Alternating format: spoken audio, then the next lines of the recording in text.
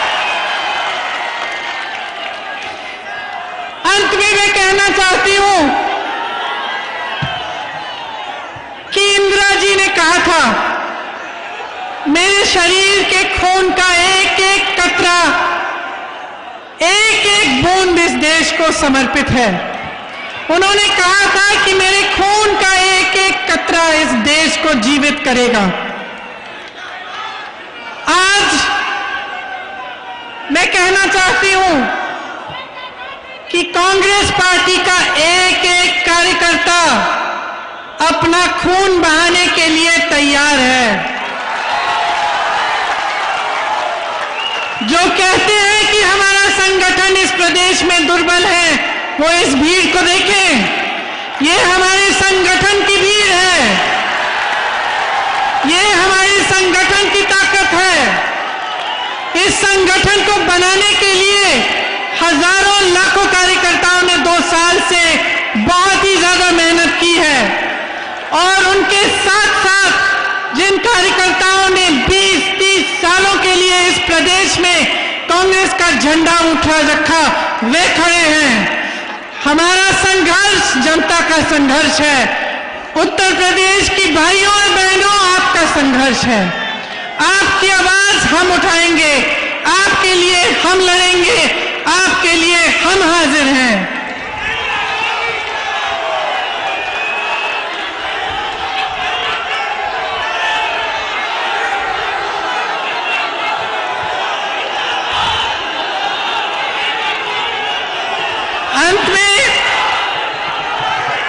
अंत में